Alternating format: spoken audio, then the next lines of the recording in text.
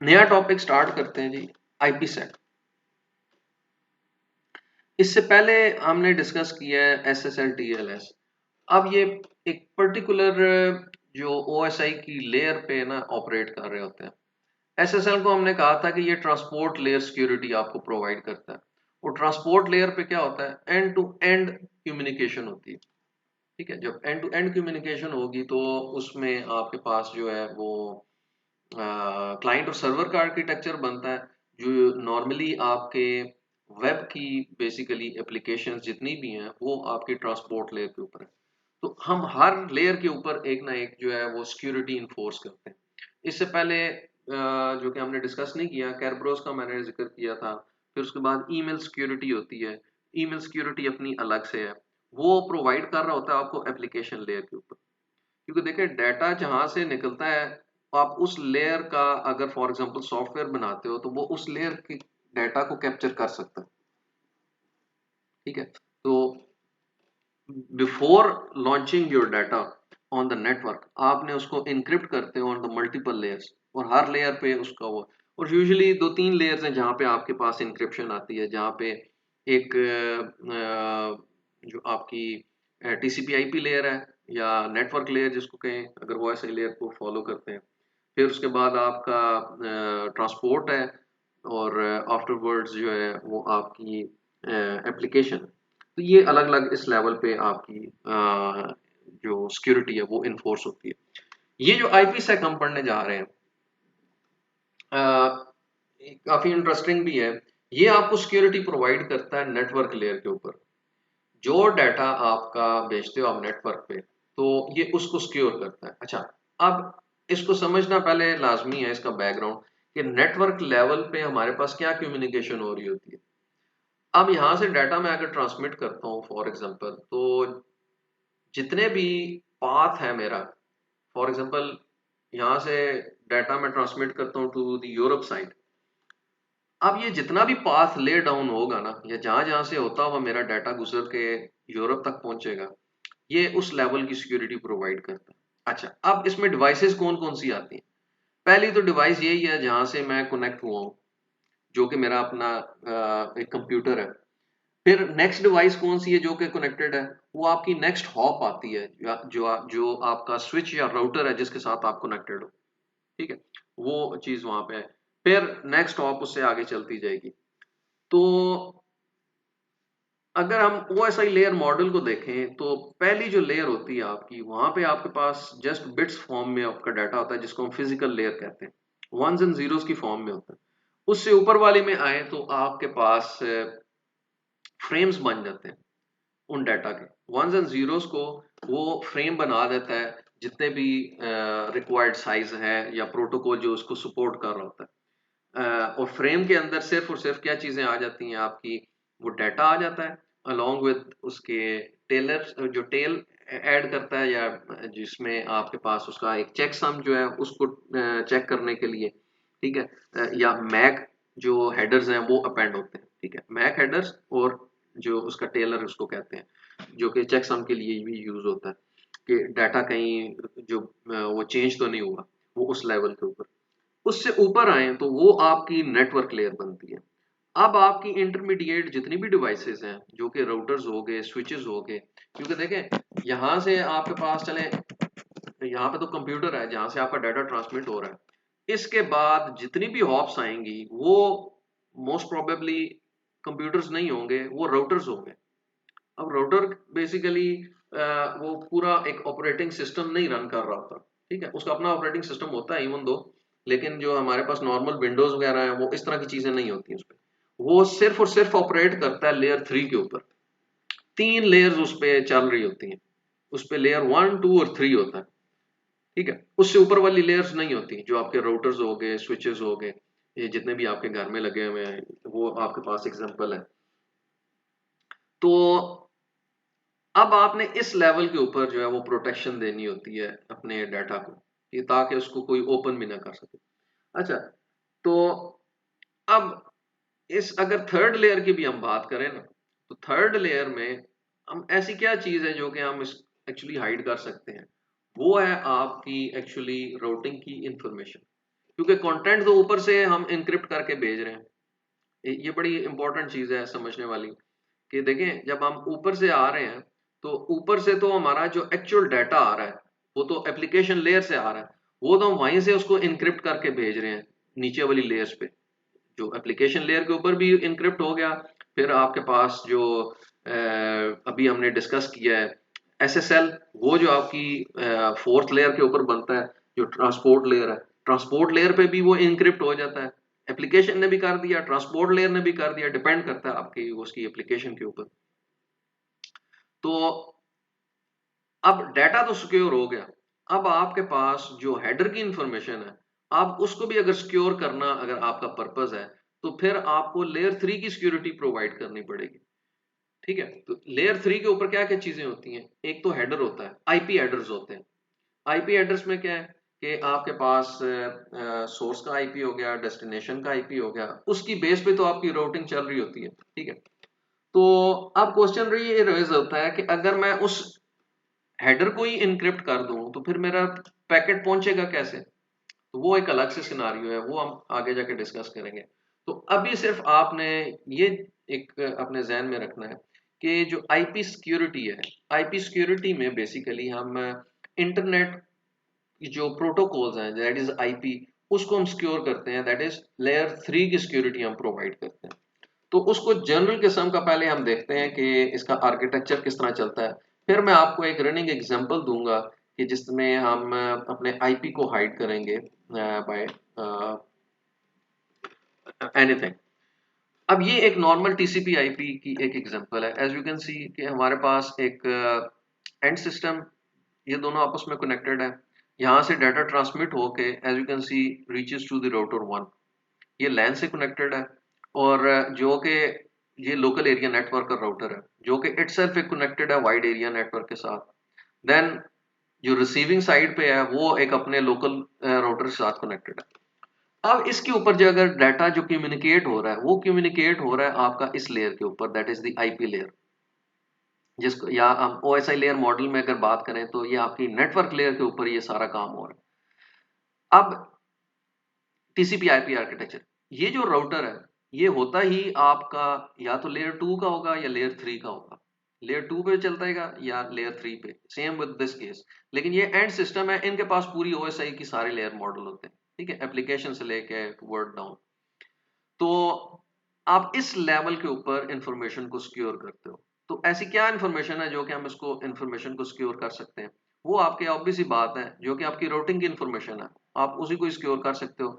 Otherwise जो data है वो तो ऑलरेडी एनक्रिप्टेड हुआ है बाय द अपर लेयर्स। अच्छा, एग्जांपल इसकी आप जहन में ये रखें कि हम एक वीपीएन जो चलाते हैं ना, तो वीपीएन एक इसकी परफेक्ट एग्जांपल बनती है। वीपीएन में आपके पास जो फॉर एग्जांपल आप यहाँ से डाटा सेंड करोगे, वो डाटा आपका कहीं भी नहीं पकड़ा जाता। उस केस में क्या होता है? उस केस में यही आर्किटेक्चर है कि आपका एक्चुअल जो पैकेट बनता है ना, लेयर 3 के ऊपर पैकेट्स बनते हैं।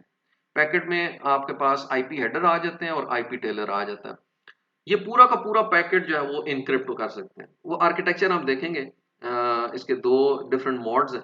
एक अभी उसको मैं नहीं डिस्कस करना चाहता, तो वो मैं बताऊंगा कि कौन सा मॉड किस पर्पस के लिए यूज होता है। वैसे एक जनरल एग्जांपल दे रहा हूँ कि वीपीएन के अंदर आपका पूरा का पूरा पैकेट जो है वो उसकी मास्किंग हो जाती है।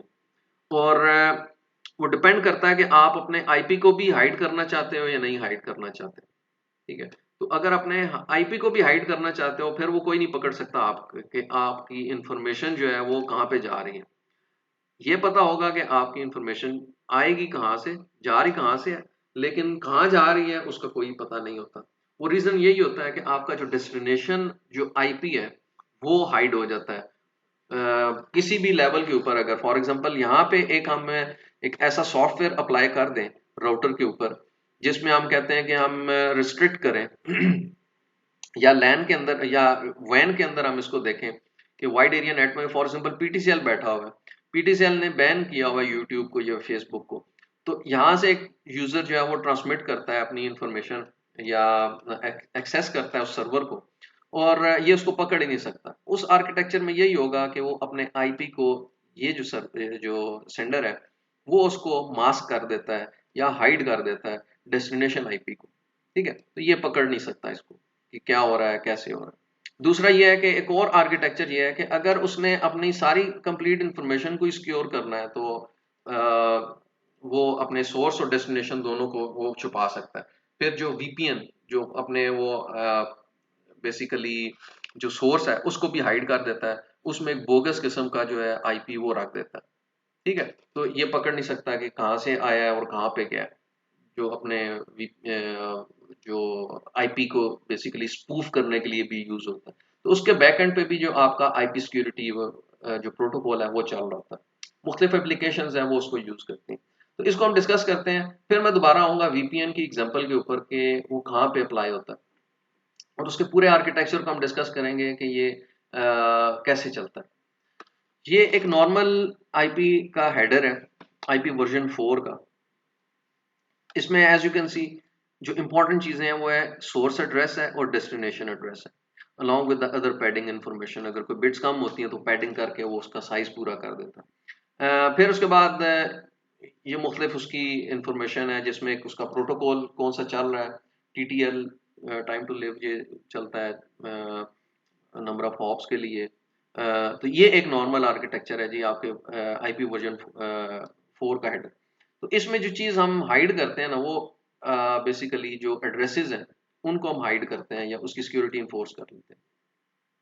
सिमिलरली वर्जन 6 का हेडर है जिसमें नंबर ऑफ जो ऑक्टेट्स हैं वो इंक्रीज किए हुए थे। इसमें जो हमारे पास 20 ऑक्टेट्स थे ये 40 है। यू नो द रीजन कि उसका आईपी पूल को बढ़ाने के लिए आईपी वर्जन 6 जो है वो इंट्रोड्यूस किया। अब हम इसको डिस्कस करते हैं डीपली कि आईपी सेक होता क्या है या इंटरनेट प्रोटोकॉल सिक्योरिटी होता क्या।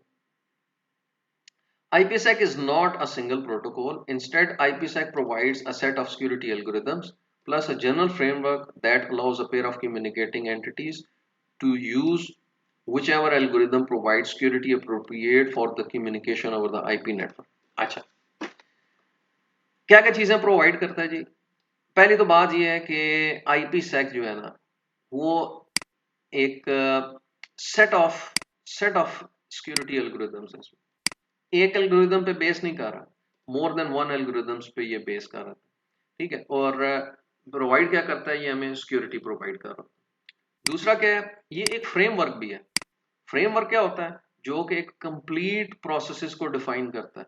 मोर देन वन सर्विसेज जब उसमें वो कंबाइन हो जाती हैं तो वो एक पूरा फ्रेमवर्क बन जाता है, या एक पूरा सिस्टम जो होता है उसको हम फ्रेमवर्क कहते हैं इन अदर वर्ड्स। तो ये पूरा एक सिस्टम है, पूरा आर्किटेक्चर बताता है कि चीजें कैसे चलनी है, कैसे होंगी, और सारा चीज that allows the pair of communicating entities to use whichever the algorithm provides security.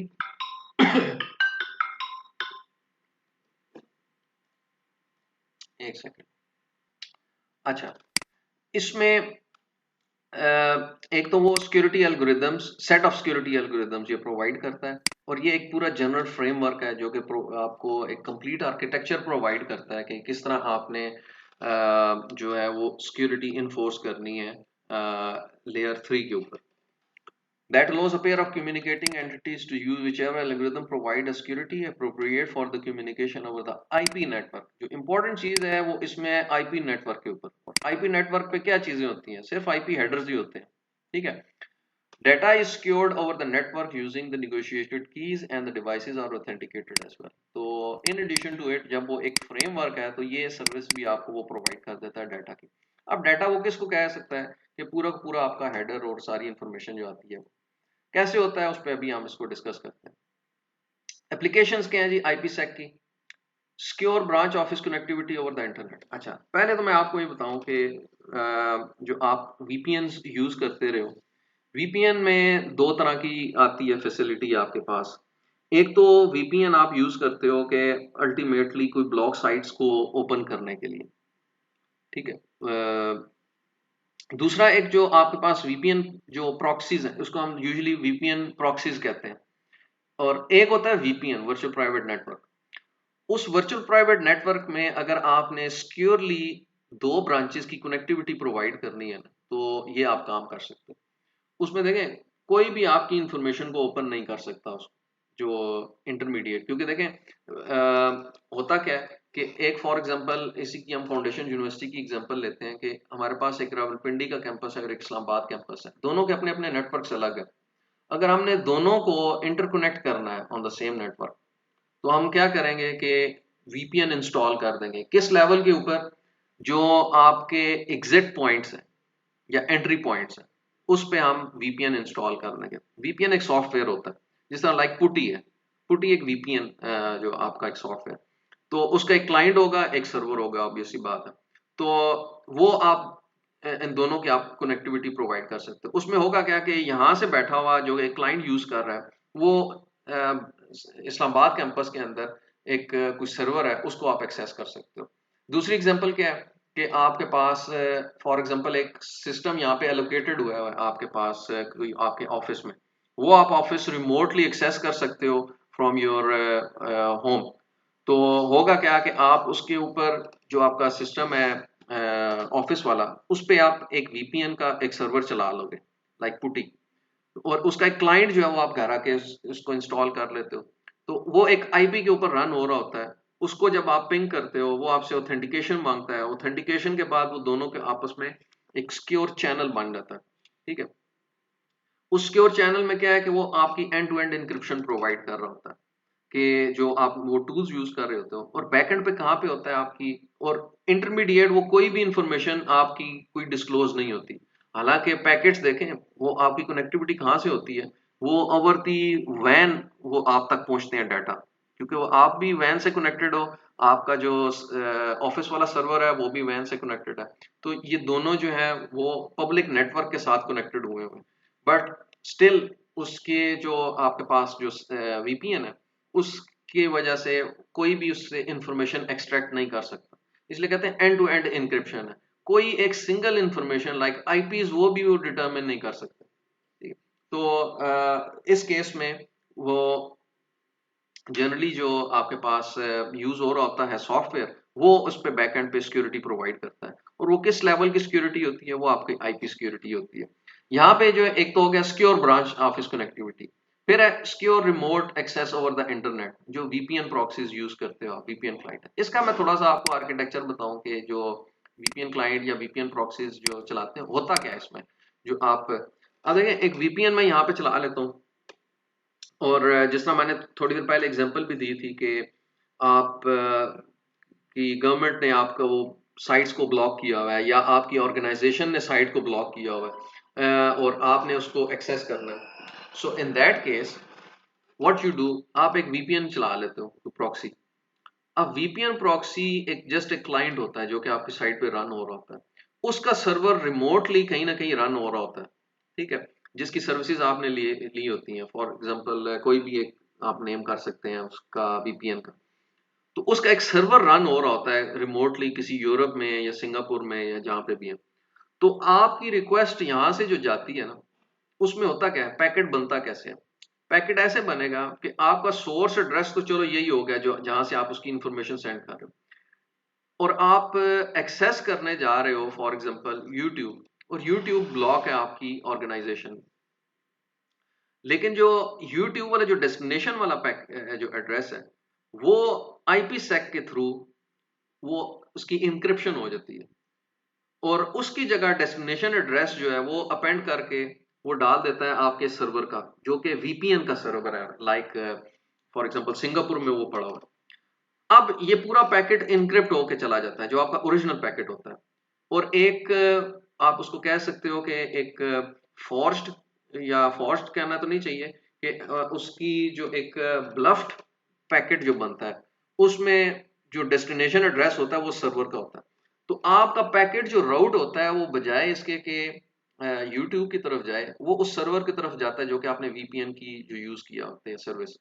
अब वो ओपन करता है उस पैकेट को, और वहां से देखता है कि इसकी डेस्टिनेशन एड्रेस क्या है, क्योंकि वीपीएन सर्वर ने तो वो अंडरस्टूड है, उसकी वर्किंग ही ऐसे ही है कि वो आपकी जो रिक्वेस्ट आएगी उसको फॉरवर्ड करेगा एक्चुअल सर्वर की तरफ, जो कि यूट्यूब का था। अब वो, और उसमें जो डेस्टिनेशन एड्रेस जो वो अपेंड करता है, क्योंकि रिक्वेस्ट सर्वर की तरफ से जा रही होती है जो कि वीपीएन सर्वर है टुवर्ड द यूट्यूब, तो यूट्यूब जो रिस्पॉन्स होता है वो प्रिपेयर करके सेंड करता है टू दी सर्वर अगेन, जो कि वीपीएन है। तो वीपीएन जो है वो उसका अगेन रिस्पॉन्स प्रिपेयर करके, वही रिस्पॉन्स है, उसको दोबारा इनक्रिप्ट करेगा। क्योंकि देखें इनक्रिप्ट किससे होगा, कीज के थ्रू होगा, वो हमने आर्किटेक्चर पर डिटेल में डिस्कस किया होगा। तो क्लाइंट जब आप इंस्टॉल करते हो तो वो ऑटोमेटिकली जो इसकी सेशन की है वो भी एक जनरेट होके आपके पास आ जाती है। जब वो कनेक्ट करता है सर्वर के साथ तो सर्वर उसके लिए एक सेशन की प्रिपेयर करता है, ठीक है। सेशन की जो है वो आप तक पहुंच जाती है ओवर द इंटरनेट, क्योंकि वो ऑफ कोर्स बैकएंड पे उनके पास कोई ऐसा एक मेथड होगा एक जो की एक्सचेंज का। अब जब वो रिस्पॉन्स आता है आपके पास तो वो दोबारा जो आपकी प्रॉक्सी है जो कि ऑर्गेनाइजेशन की है या कोई फायरवॉल है, तो वो जब पैकेट को ओपन देख करके देखती है कि इसका सोर्स और डेस्टिनेशन कौन से हैं, उन दोनों में से वो यूट्यूब नहीं होता, तो इसलिए वो पैकेट को अलाउ कर देती है और आपके पास पैकेट आता है। अब आपके पास जो क्लाइंट चल रहा होता है वो क्लाइंट उसको ओपन करता है, क्योंकि आपका वीपीएन क्लाइंट और वीपीएन सर्वर इन दोनों के पास होती है। अब यहाँ पे आपके पास जो सिक्योरिटी है वो की के थ्रू इनक्रिप्ट होगी और कोई भी उसको ओपन करके नहीं दे सकता, ठीक है जी।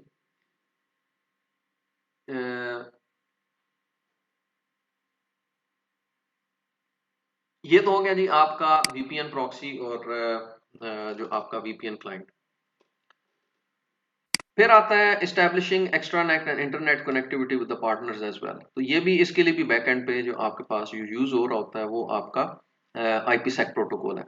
Enhancing the electronic commerce security, जो आपके ये जो होती हैं ई कॉमर्स, उसकी सिक्योरिटी इन्फोर्स करने के लिए बैकएंड पे आपकी वो आईपीसेक है।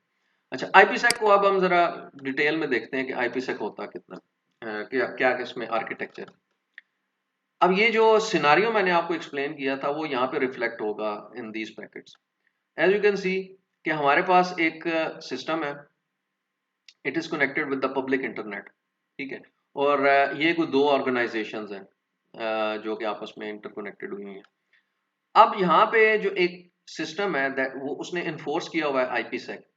वो करता क्या है कि एक आईपी हेडर है और एक आईपीसेक हेडर है, ठीक है, और ये सिक्योर आईपी पेलोड है। मैंने कहा था कि दो तरह के मॉड होते हैं, वो आगे जाके हम उसको डिस्कस भी करेंगे कि वो कैसे इसको वो सिक्योर करता है। एक में अगर फॉर एग्जांपल हमारे पास सिर्फ और सिर्फ ऑथेंटिकेशन रिक्वायर्ड है और एक में अगर for example authentication plus encryption required है, ये दो अलग अलग मॉड जो एग्जिस्ट करते हैं वो हम देखेंगे। जो एक AH है और ESP है, ऑथेंटिकेशन हेडर और इनकैप्सुलेशन सिक्योरिटी पेलोड, ये दो मेन फ्रेमवर्क्स थे इसके। तो इनमें जो हमें रिक्वायर्ड होता है वो हम उसको प्रोवाइड कर देते हैं।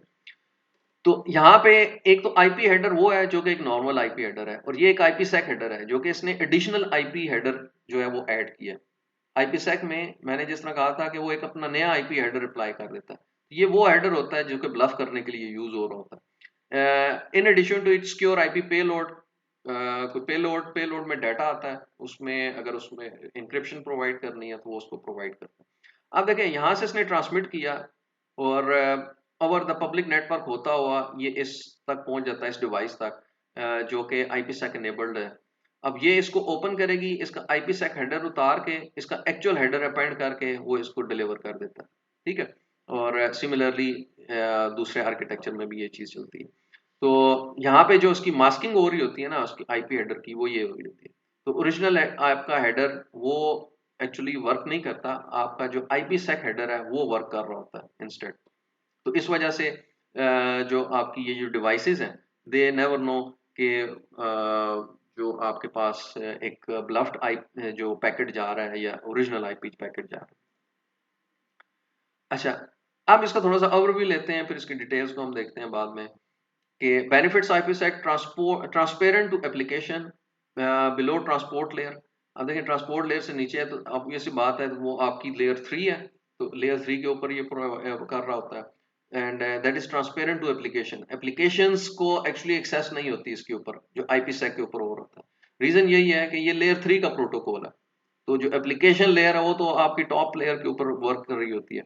Provide security for the individual users, तो इसका मतलब ये है कि आप अगर एप्लीकेशन है तो एप्लीकेशन आप इस तरह की बनाएंगे जो कि लेयर 3 का पैकेट पकड़ेगी और फिर वो चेक करेगी उसमें कि इस तरह का पैकेट है या नहीं है। तो वो एक अलग से। और ये इंटरमीडिएट तो ये पकड़ा नहीं जा सकता। इंटरमीडिएट क्यों नहीं पकड़ा जा सकता? रीजन ये होता है कि वो खुद ही लेयर 3 की डिवाइसेस हैं, जो कि आपके राउटर्स वगैरह वो बने हुए हैं, तो वो इसको पकड़ नहीं सकते इस पैकेट को। IPsec can assure that a router or the neighbor advertisement come from an authorized router. A redirect message comes from the router to which the initial packet was sent. ठीक है, ये इसके एक्चुअली वर्किंग है कि जब router to router अगर for example उनकी है कम्युनिकेशन विद इन नेटवर्क, तो ये उसका, क्योंकि देखें राउटिंग अपडेट्स वगैरह वो भेजते हैं अपनी, तो अगर एक आईपीसेक एनेबल्ड है तो वो फॉर एग्जांपल अपने नेबर्स को उसको भी रिकॉग्नाइज करेगा जो कि उसके साथ डायरेक्टली कनेक्टेड है, in order to actually evaluate के ये ठीक चैनल से डाटा आ रहा है या नहीं आ रहा है। ठीक है, तो वो उनके अपने राउटिंग टेबल्स को अपडेट करता है according to the IPsec, IPsec enabled जो है वो routers है। Then the routing update is not for change तो नहीं है, या किसी ने उसकी डुप्लीकेट या कोई रॉन्ग इन्फॉर्मेशन की राउटिंग अपडेट इन्फॉर्मेशन तो नहीं सेंड कर रहा। अच्छा जी, ये कुछ RFCs हैं इसकी, जो कि इसके आर्किटेक्चर और उसकी डिटेल्स के बारे में वो प्रोवाइड करती हैं, लेकिन हम इसको डिटेल में डिस्कस करेंगे इंशाल्लाह नेक्स्ट लेक्चर के अंदर। तो विद दिस अभी हमारा इसको हम कंक्लूड करते हैं लेक्चर को। तो नेक्स्ट क्लास में इंशाल्लाह after the most probably exam इसको फुल फ्लैज हम देखेंगे आईपीसेक क्या होता है। और